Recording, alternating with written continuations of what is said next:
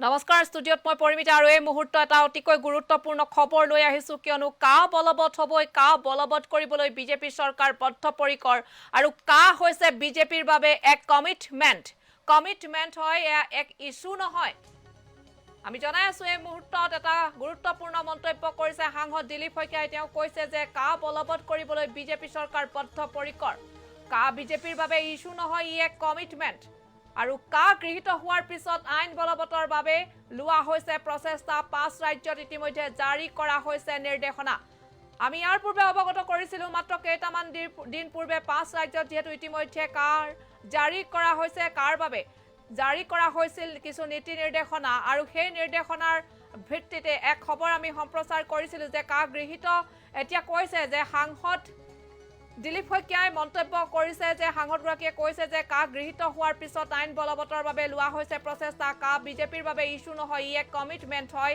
কা বলবৎ কৰিবলৈ বিজেপি চৰকাৰ বদ্ধপৰিকৰ আৰু এই কথাৰ ওপৰত ভিত্তি কৰি এটা কথাই প্ৰতিফলিত হৈছে যে কা বলবৎ হ'বই এই মন্তব্য কৰিছে সাংসদগৰাকীয়ে খন্তেক সময়ৰ পূৰ্বে বাজপেয়ী ভৱনত এক তেওঁলোকৰ পত্ৰ উন্মোচন হৈছিল তেওঁলোকৰ মাহেকীয়াজীৰ পত্ৰিকা সেই পত্ৰিকা উন্মোচন হৈছিল আৰু তাতে তেওঁ এই মন্তব্য কৰিছিল সাংবাদিকৰ প্ৰশ্নৰ উত্তৰত যেহেতু ইয়াৰ পূৰ্বে 5 ৰাজ্যত ইতিমধ্যে নিৰ্দেশনা জাৰি কৰা হৈছে সেই ৰাজ্যৰ ভিতৰত কিন্তু আমাৰ ৰাজ্য অসমৰ কথা কোৱা হোৱা নাছিল আৰু সাংসদগৰাকীৰ মন্তব্যত এটা কথা ফুটি উঠিছে যে সমগ্ৰ দেশত কা বলবৎ হ'বই এনেধৰণৰ এটা কথা ফুটি উঠিছে কা বলবৎ কৰিবলৈ যেহেতু বিজেপি চৰকাৰ বদ্ধপৰিকৰ আৰু কা বিজেপিৰ বাবে ইস্যু নহয় বিজেপিৰ বাবে এয়া এক কমিটমেন্ট কা অন্য কোনো বুদ্ধিজীৱী বা লগতে তেওঁ জনাইছে যে সাংসদগৰাকীয়ে কা কোনো সংগঠন বেলেগ সংগঠন বা বুদ্ধিজীৱীৰ বাবেহে ইস্যু কা গৃহীত হোৱাৰ পিছত আইন বলবতৰ বাবে প্ৰচেষ্টা লৈছে 5 ৰাজ্যত নিৰ্দেশনা জাৰি কৰিছে সমগ্ৰ ভাৰততে কা বলবৎ কৰিবলৈ বিজেপি বদ্ধপৰিকৰ যেটো ইতিমধ্যে আমি সকলোৱে জানো যে এক গুৰুত্বপূৰ্ণ খবৰ আমি ইতিমধ্যে জনাইছিলো যে সকলোৱে জানে তাৰ বিষয়ে জ্ঞাত যে কাৰ অধীনত নাগৰিকত্বৰ লাভৰ বাবে আবেদন বিচাৰিছিল কেন্দ্ৰীয় গৃহ মন্ত্ৰণালয়ে কা বলবৎকৰণৰ প্ৰক্ৰিয়া আনুষ্ঠানিকভাৱে আৰম্ভ হৈছে তিনিখন দেশৰ নাগৰিকে কৰিব পাৰিব আবেদন আৰু আফগানিস্তান পাকিস্তান বাংলাদেশৰ শৰণাৰ্থীৰ পৰা আবেদন বিচৰা হৈছে দেশৰ 13খন জিলাত বাস কৰা 6 ধৰ্মৰ শৰণাৰ্থীয়ে কৰিব পাৰিব আবেদন আৰু অসমৰ কোনো জিলা অৱশ্যে অন্তৰ্ভুক্ত হোৱা নাছিলে সেই প্ৰতিবেদনত বা সেই নিৰ্দেশনাত আৰু নাগৰিকত্ব আইন 1955 তথা নাগৰিকত্ব নিয়ম 2009 চনৰ অধীনত কেন্দ্ৰীয় মন্ত্ৰালয়ে জাৰি কৰিছিল এই অধিসূচনা ইতিমধ্যে আৰু এক কথা উল্লেখ্য যে নাগৰিকত্ব সংশোধনী আইন 2019ৰ জৰিয়তে সুপুৰীয়া দেশ এখনৰ পৰা অহা অমুছলমান শৰণাৰ্থীক ভাৰতীয় নাগৰিকত্ব দিয়াৰ ঘোষণা কৰিছিল কেন্দ্ৰই আৰু ইয়াৰ পাছতে আৰু এটা কথা এইখিনিতে উল্লেখ কৰিব পাৰি যে যেহেতু 2019 বৰ্ষৰ যি কা আন্দোলনে কেনে ধৰণে এক গতি কৰিছিলে গা কৰি উঠিছিলে আমাৰ ৰাজ্যত হেয়া সকলোৱে জানে যে কা আন্দোলনে কেনে ধৰণে গা কৰি উঠিছিলে সমগ্ৰ ৰাজ্যত বিভিন্ন ধৰণৰ পৰিস্থিতিৰ সৃষ্টি হৈছিল সান্ধ্য আইন জাৰি কৰিবলগীয়া পৰ্যন্ত পৰিস্থিতিৰ সৃষ্টি হৈছিল তাৰ উপৰি বিভিন্ন যি মহানগৰীৰ বিভিন্ন অঞ্চল অতি সুন্দৰভাৱে সজাই তোলা হৈছিল হেয়াও পিছত ভাঙি চিঙি একাংশই মখিমুৰ কৰিছিল আৰু তাৰ পাছত সমগ্ৰ ৰাজ্য জুৰি যি প্ৰভাৱ পৰিছিল 5জনকৈ সাহসী ডেকা 5জনকৈ যুৱক ক্ষমা কৰিব 5জনকৈ যুৱকে প্ৰাণ দিবলগীয়া হৈছিল আৰু তাৰ পাছত দেখিবলৈ পোৱা গৈছে এবাৰ সেই আন্দোলন যেন স্তিমিত হোৱাৰ দিশে আগবাঢ়িছে আৰু এই মুহূৰ্তত সাংসদগৰাকীৰ এটা মন্তব্য আহিছে আমি সেই মন্তব্যটো আগবঢ়াইছো প্ৰথম প্ৰশ্নটো মই এটা অলপ শুধৰাই দিব বিচাৰো যে ইস্যু নহয় বিজেপিৰ কাৰণে কাটো হৈছে কমিটমেন্ট ভাৰতীয় জনতা পাৰ্টিৰ অন্য অপজিশন পাৰ্টিৰ কাৰণে ইস্যু কাটো বিভিন্ন সংগঠন বিভিন্ন বুদ্ধিজীৱী কিছুমান বুদ্ধিজীৱীৰ বাবে এইটো ইস্যু তেওঁলোকৰ কাৰণে কিন্তু বিজেপিৰ কাৰণে এয়া কমিটমেন্ট গতিকে আমি সকলোৱে জানো 2020 চনত আমি 19 চনৰ 8 আৰু 10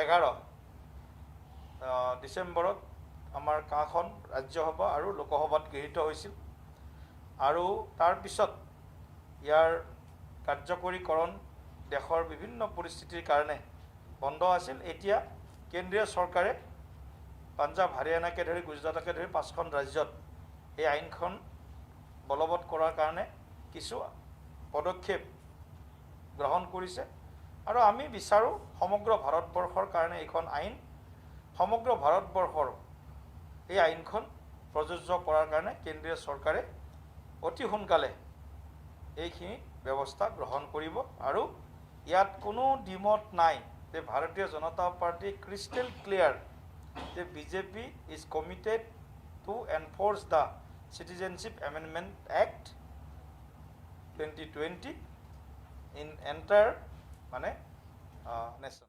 আৰু এয়া আছিল সাংসদ গৰাকীৰ মন্তব্য আৰু তেওঁ কি মন্তব্য কৰিছে সাংসদ দিলীপ শইকীয়া আপোনালোকে শুনিলে আৰু এই বিষয়ে আমি অভিষেক জানিবলৈ আমাৰ সতীৰ্থ সাংবাদিক পুলক মহন্তৰ ওচৰলৈ যাব বিচাৰিছোঁ যিহেতু তেওঁ সেই অনুষ্ঠানত উপস্থিত আছিল। পুলক, যেহেতু 2019 বৰ্ষত কাৰ বিৰুদ্ধে ৰাজ্যত যি ভয়ংকৰ আন্দোলন হৈছিল সেয়া আপুনি জানে বা সকলোৱে জানে, তাৰ পাছত আজিৰ দিনটোত এগৰাকী সাংসদে এটা মন্তব্য কৰিছে যে কা বলবৎ কৰিবলৈ বিজেপি চৰকাৰ বদ্ধপৰিকৰ। তাৰোপৰি তেওঁ কৈছে যে কা বিজেপিৰ বাবে ইস্যু নহয়, ই এক কমিটমেণ্ট।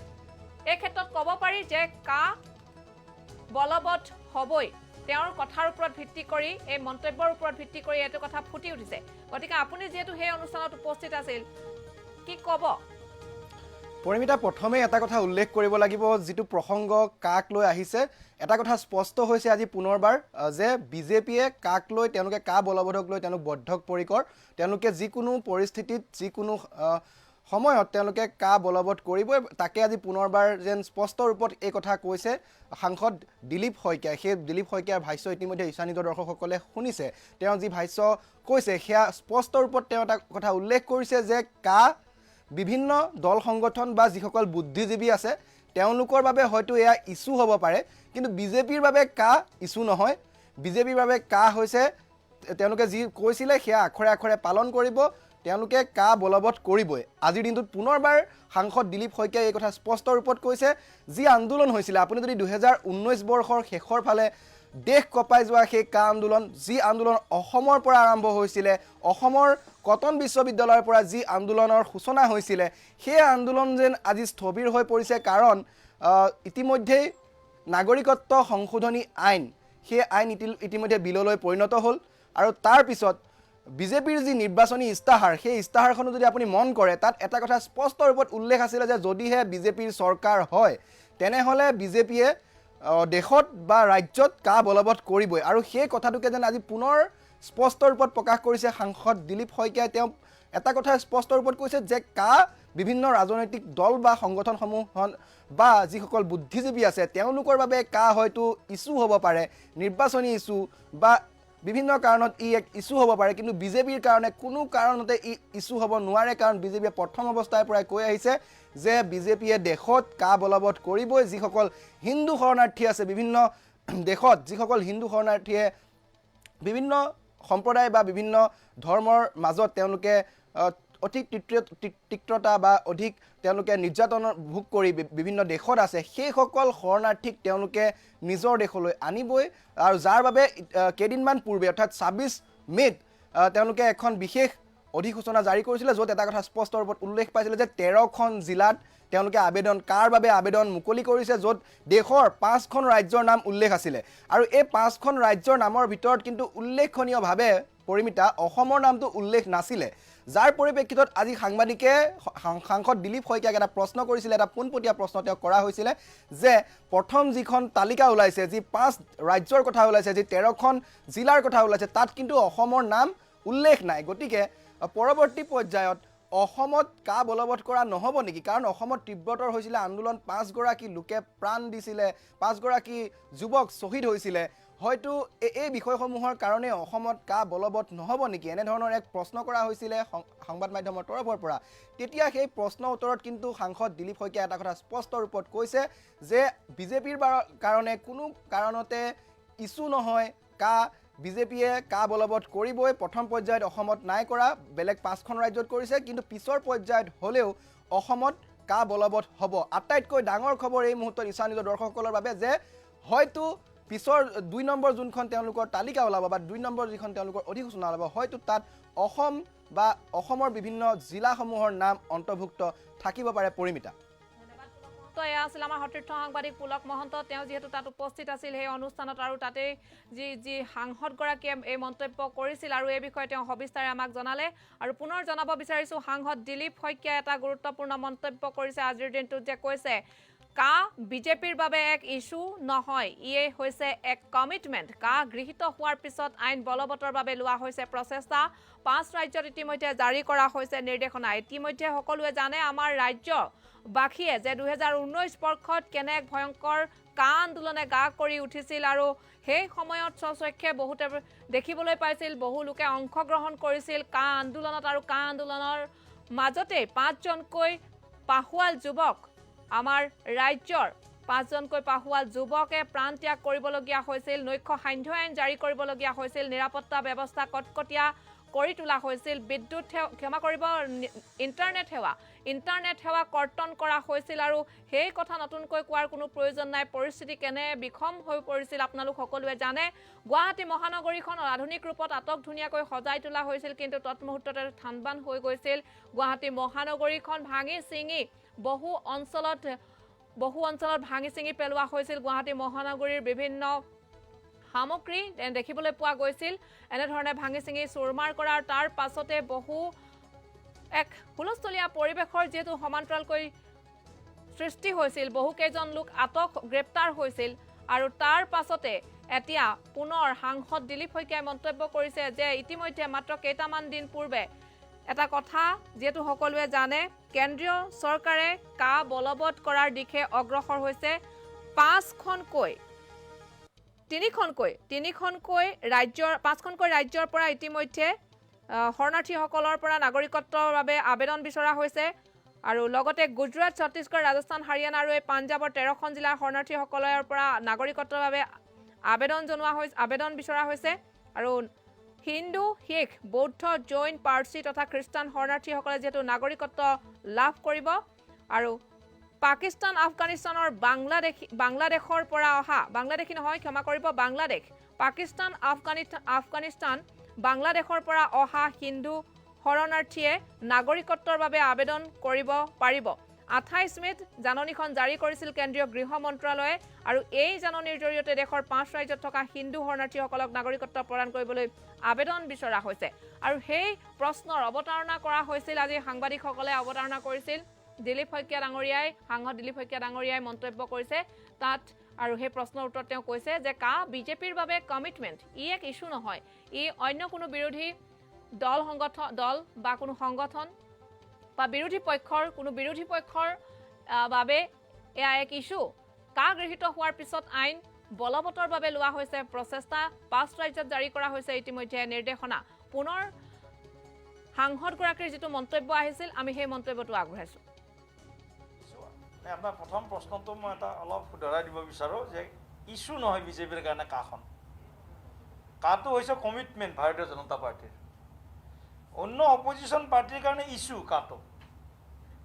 বিভিন্ন সংগঠন, বিভিন্ন কিছুমান বুদ্ধিজীৱীৰ বাবে এইটো ইস্যু তেওঁলোকৰ কাৰণে, কিন্তু বিজেপিৰ কাৰণে এয়া কমিটমেণ্ট। গতিকে আমি সকলোৱে জানো 2020 চনত আমি 19 চনৰ 8 আৰু 10, 11 ডিচেম্বৰত আমাৰ কাখন ৰাজ্যসভা আৰু লোকসভাত গৃহীত হৈছিল। আৰু তাৰপিছত ইয়াৰ কাৰ্যকৰীকৰণ দেশৰ বিভিন্ন পৰিস্থিতিৰ কাৰণে বন্ধ আছিল। এতিয়া কেন্দ্ৰীয় চৰকাৰে পাঞ্জাৱ, হাৰিয়ানাকে ধৰি গুজৰাটকে ধৰি 5খন ৰাজ্যত এই আইনখন বলবৎ কৰাৰ কাৰণে কিছু পদক্ষেপ গ্ৰহণ কৰিছে। আৰু আমি বিচাৰোঁ সমগ্ৰ ভাৰতবৰ্ষৰ কাৰণে এইখন আইন, সমগ্ৰ ভাৰতবৰ্ষৰ এই আইনখন প্ৰযোজ্য কৰাৰ কাৰণে কেন্দ্ৰীয় চৰকাৰে অতি সোনকালে এইখিনি ব্যৱস্থা গ্ৰহণ কৰিব। আৰু ইয়াত কোনো দ্বিমত নাই যে ভাৰতীয় জনতা পাৰ্টি ক্ৰিষ্টেল ক্লিয়াৰ যে BJP is committed to enforce the Citizenship Amendment Act 2020 in entire